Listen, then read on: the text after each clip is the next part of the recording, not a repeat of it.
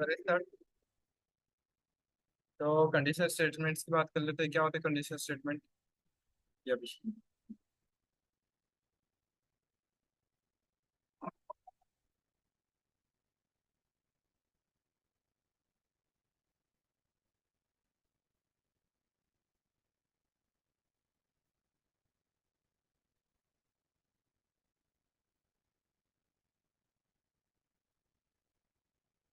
Conditional statement क्या होते हैं? चलो तो समझते हैं।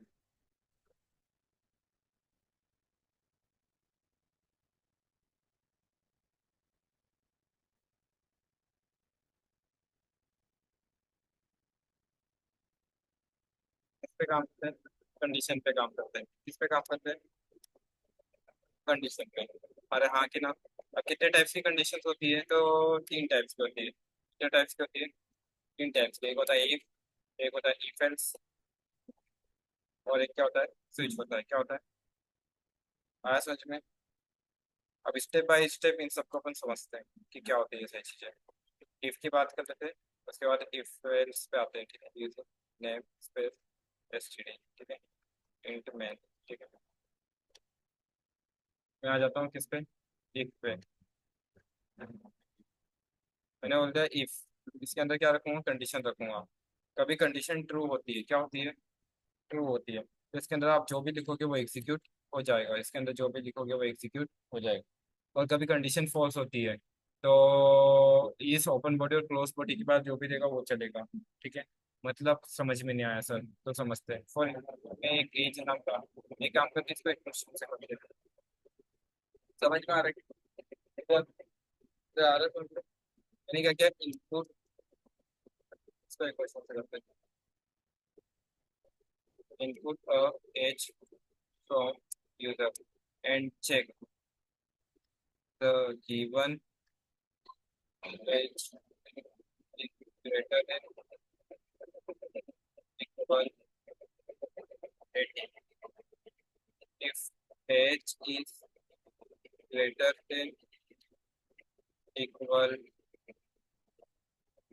to 18, then print you can work. If age less than 18, then print you cannot work. ठीक है, मतलब एक यूजर से एज लेनी है, उस एज को चेक करना है कि वो 18 या 18 से बड़ी है क्या। अगर 18 से बड़ी होती है तो प्रिंट कर दो यू कैन वोट, और 18 से बड़ी नहीं होती है तो क्या प्रिंट कर दो? You can not vote. आज समझ में? मैं एक एज नाम का वेरिएबल दे देता हूँ। ठीक है, यूजर से मैं यहाँ इंटर कर देता हूँ सी आउट एज।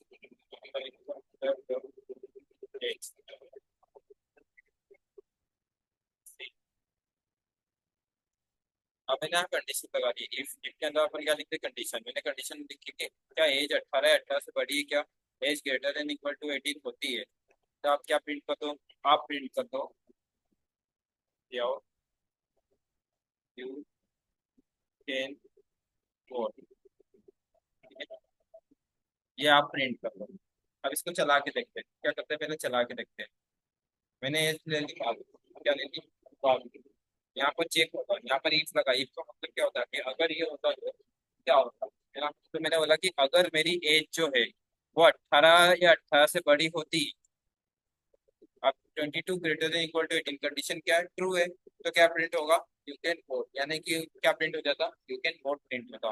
क्यों? क्योंकि इफ की कंडीशन ट्रू है। इफ की कंडीशन ट्रू है तो इफ की ओपन बॉडी और क्लोज बॉडी के अंदर जो भी लिखोगे वो एग्जीक्यूट हो जाएगा। इफ की ओपन बॉडी और क्लोज बॉडी के अंदर जो भी लिखोगे वो एग्जीक्यूट हो जाएगा। तो मैंने यहाँ पर 22 लिखा है, तो 22 पे क्या आना चाहिए? यू कैन वोट आना चाहिए। वहीं पे मैं इसको वापस चलाता हूँ। क्या चलाता हूँ? वापिस मैंने यहाँ पर ले लिया 15। क्या ले लिया? 15। ये चेक करेगा यहाँ पर, क्या होगा? चेक होगा कि 15 greater than equal to 18, condition true है फॉल्स? फॉल्स है, तो इसकी ओपन बॉडी और क्लोज बॉडी के बाहर चले जाओगे आप। यानी कि इसकी ओपन बॉडी और क्लोज बॉडी के अंदर का प्रोग्राम एग्जीक्यूट नहीं होगा। इसके ओपन बॉडी और क्लोज बॉडी के अंदर का प्रोग्राम एग्जीक्यूट नहीं होगा। तो इसके बाहर क्या है? इसके बाहर तो कुछ भी नहीं है, तो वही कुछ भी प्रिंट नहीं होगा। कुछ भी प्रिंट होगा क्या? नहीं होगा। यहाँ पर कुछ भी प्रिंट नहीं हुआ। आया समझ में? आया समझ में? आया कि नहीं? तो सर कभी एज मेरी 18 से छोटी रही तो उसके लिए क्या होना चाहिए, तो उसके लिए भी आप एक और इफ लगा सकते हो, यानी कि एक प्रोग्राम में आप मल्टीपल इफ लगा सकते हो। ये समझ में आ रही है कि नहीं?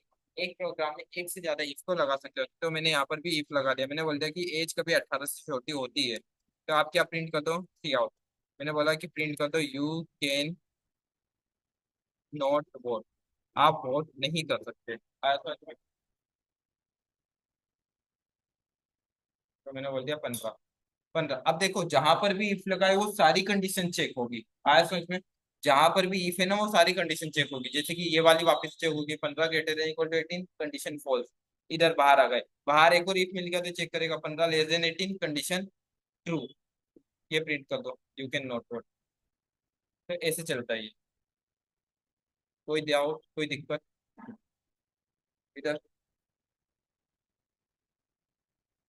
इसको मैं वर्ड में पेस्ट कर देता हूँ।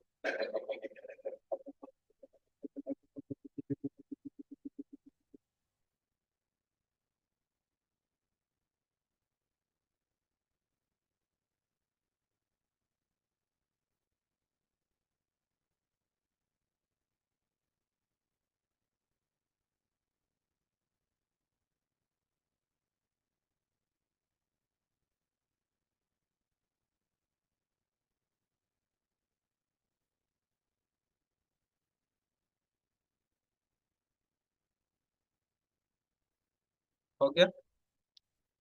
चलो एक और प्रोग्राम करते हैं, अब इस पे बेस कुछ और प्रोग्राम कर लेते हैं ताकि इसकी क्लैरिटी आपको अच्छे से आ जाए, है ना? चल क्यों नहीं रही? क्यों भी नहीं चल रही?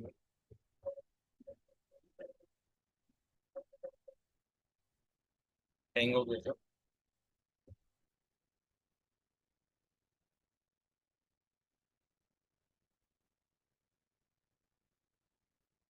तो क्या करते हैं? इनपुट चेक करते हैं कि input a number from user and check the given number is even or odd। आपको एक नंबर लेना है यूजर से और उस नंबर को चेक करना है कि वो नंबर इवन होता है या ऑड होता है। अब इवन नंबर और ऑड नंबर क्या होते हैं, तो उसका एक कॉन्सेप्ट आप हमेशा याद रखना कि जितने भी इवन नंबर होते हैं, है ना, every even number is divisible by 2। जितने भी इवन नंबर होते हैं वो दो से डिवाइड होते हैं, दो से डिवाइड होते हैं, इसका मतलब क्या हुआ कि दो से डिवाइड होकर रिमाइंडर क्या आता है, उनका जीरो आता है। रिमाइंडर क्या आता है? रिमाइंडर क्या होता है? जीरो होता है। समझ में आ रहा है कि नहीं? तो जितने भी इवन नंबर है कभी उन्हें मैं दो से डिवाइड करता हूँ तो उसका रिमाइंडर क्या आएगा? जीरो आएगा। तो ऑड नंबर के केस में क्या रहता है, तो every odd number is not divisible by 2। जितने भी ऑड नंबर है उसको कभी दो से डिवाइड करोगे तो उसका रिमाइंडर जीरो नहीं आता। बट जितने भी इवन नंबर है कभी उसको दो से डिवाइड करोगे तो उसका रिमाइंडर जीरो आएगा। और रिमाइंडर देने का काम कौन करता है? Modulus operator. कौन करता है रिमाइंडर देने का काम? Modulus operator. Every odd number is not divisible by 2। ठीक है? आया समझ में? चलो तो क्या करते हैं, एक यूजर से इनपुट ले लेते हैं।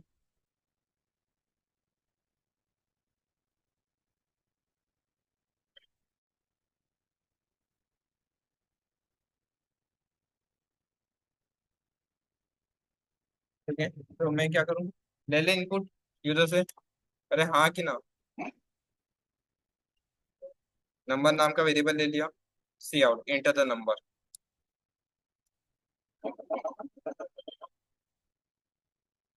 चार चल पकड़, चार से।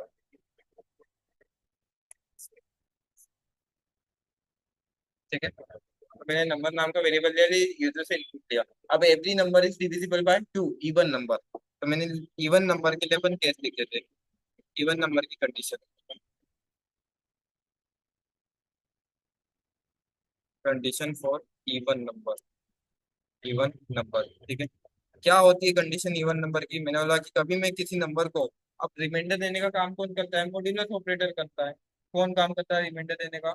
तो मैंने किसी नंबर को 2 से डिवाइड किया और उसका रिमाइंडर क्या आया, 0 आया। कभी किसी नंबर को 2 से डिवाइड किया, उसका रिमाइंडर क्या आया, 0 आया। तो वो नंबर क्या होगा, इवन होगा। तो नंबर इज इवन। नंबर क्या है, इवन है। ठीक है। इफ ऑड नंबर की कंडीशन क्या बनती है, कभी नंबर इवन नहीं होता, नंबर ऑड होगा, क्योंकि दो ही नंबर होते हैं, या तो इवन होता है या ऑड होता है। तो कभी मैंने किसी नंबर को 2 से डिवाइड किया और उसका रिमाइंडर 0 के इक्वल ना हो, यानी कि remainder is not equal to 0, यानी कि मैंने कभी किसी नंबर को 2 से डिवाइड किया और रिमाइंडर नॉट इक्वल टू, या ये नोट का साइन है, हाँ, ये वाला साइन किसका है, नोट का, है ना, ये साइन नोट का है, नॉट इक्वल टू। कभी किसी नंबर को 2 से डिवाइड किया, उसका रिमाइंडर 0 के इक्वल नहीं हुआ, किसके इक्वल नहीं हुआ, 0 के इक्वल नहीं हुआ, तो वो नंबर क्या होगा, ऑड होगा। तो मैं यहाँ लिख देता हूँ number is odd. Number is odd. अरे आया कि नहीं आया समझ में। ये कंडीशन यहाँ पर भी मैं कमेंट लिख देता हूँ। ये कंडीशन किसके लिए, कंडीशन फॉर ऑड नंबर। ठीक है। अब मैंने मान लो 5 लिया, क्या लिया, 5। यहाँ पर कंडीशन चेक होगी, 5 मॉड्यूलस 2 इक्वल टू 0। क्या 5 को 2 से डिवाइड करूंगा तो रिमाइंडर 0 आएगा क्या। 5 एक ऑड नंबर है और ऑड नंबर के केस में रिमाइंडर 0 नहीं होता। ठीक है। तो यहाँ आ जाएंगे अपन, यहाँ पर चेक करो, 5 modulus 2 equal to not equal to 0 आ रहा है क्या। हाँ, 5 के केस में रिमाइंडर 0 नहीं होता है, तो ये कंडीशन ट्रू हो गई। तो नंबर इज ऑड, यानी कि अब क्या प्रिंट होकर आ जाएगा, नंबर इज ऑड। आया समझ में। 5, 5 नंबर इज ऑड। ठीक है। वही अपन इवन नंबर ले लेते, 6 ले लेते, क्या ले लेते, 6। तो नंबर इज इवन कैसे, यहाँ पर 6 चेक किया, 6 मॉड्यूलस 2 इक्वल टू 0 हो रहा है क्या, हाँ हो रहा है, तो इसको प्रिंट कर दो, नंबर इज इवन। उसके बाद यहाँ पर भी इफ लगा, यानी कि यहाँ की भी कंडीशन चेक होगी, ऐसा नहीं जहां जहां इफ मिलेगा वहां सभी की कंडीशन चेक होगी। तो यहाँ पर 6 मॉड्यूलस 2, 6 को 2 से डिवाइड करो तो रिमाइंडर 0 की इक्वल नहीं है क्या, नहीं ऐसा नहीं है, मतलब नहीं, रिमाइंडर तो 0 होता है, तो ये वाली कंडीशन फॉल्स हो गई, तो ये ओपन बॉडी और क्लोज बॉडी के बाहर का प्रोग्राम एग्जीक्यूट नहीं हुआ। कोई डाउट यहाँ पर, इधर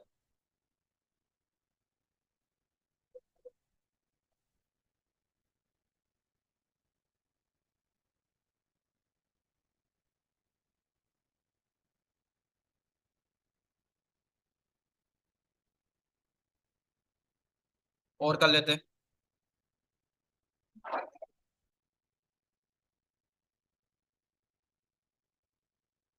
इनपुट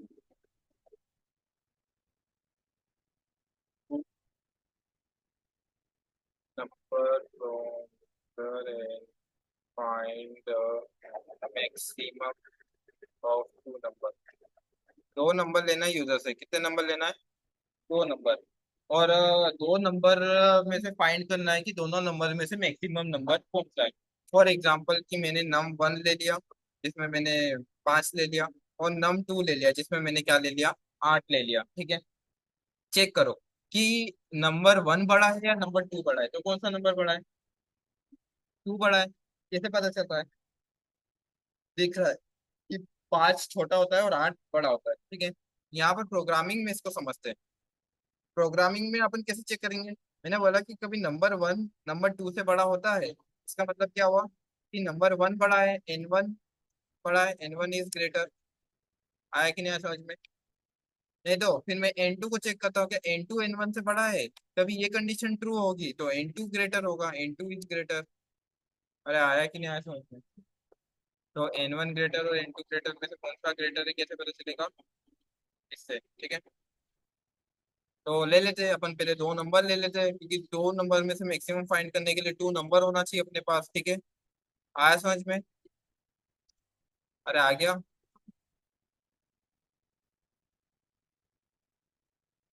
मैं मेन फंक्शन में आ जाता हूँ, है ना। और मैंने दो नंबर ले लिए, एक नंबर 1 ले लिया और एक नंबर 2 ले लिया। ठीक है। इन दोनों को यूजर से इनपुट ले लेता हूँ, किससे इनपुट ले लेता हूँ, इंटर द नंबर 1। सॉरी, अच्छा नहीं लग रहा है पढ़ने में, क्यों,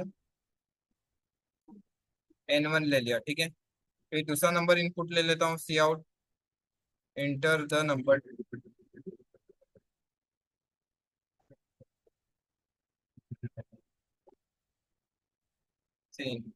N2 को इनपुट ले लिया। ठीक है।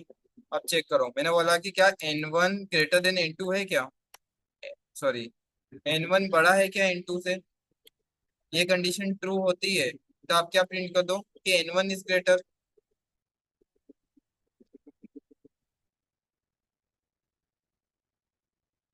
इफ।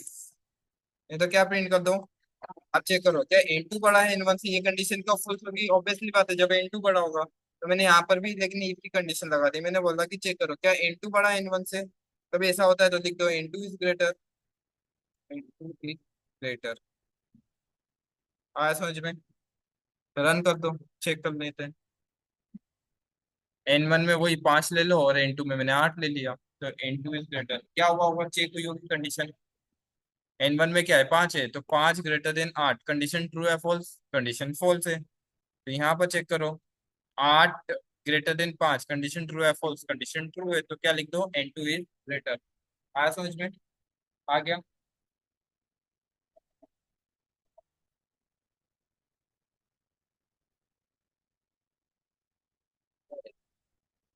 आज मन नहीं लग रहा कि रोज का है माइग्रेन। खाना मत खा के आया करो कल। चलो ठीक है, एक लास्ट क्वेश्चन कर लेते हैं उसके बाद खत्म करते हैं, है ना।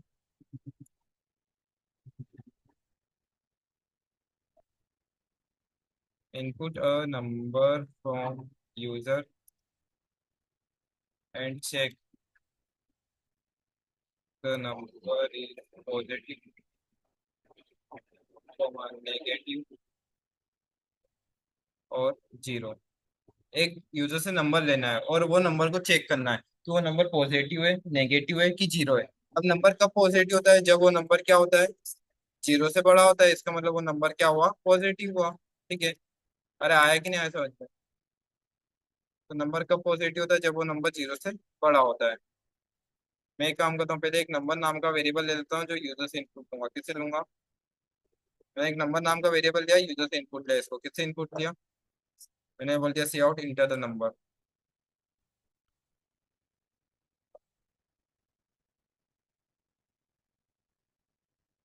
अब इफ चेक लगाते हैं, मैंने बोला कि नंबर कभी जीरो से बड़ा होता है, किससे बड़ा होता है।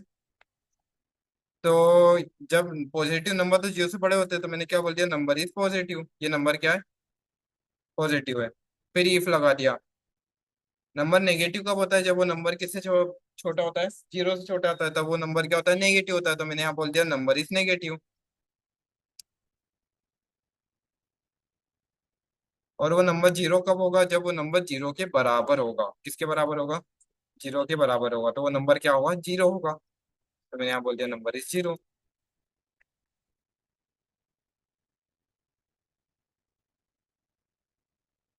आया समझ में। अरे आया कि नहीं।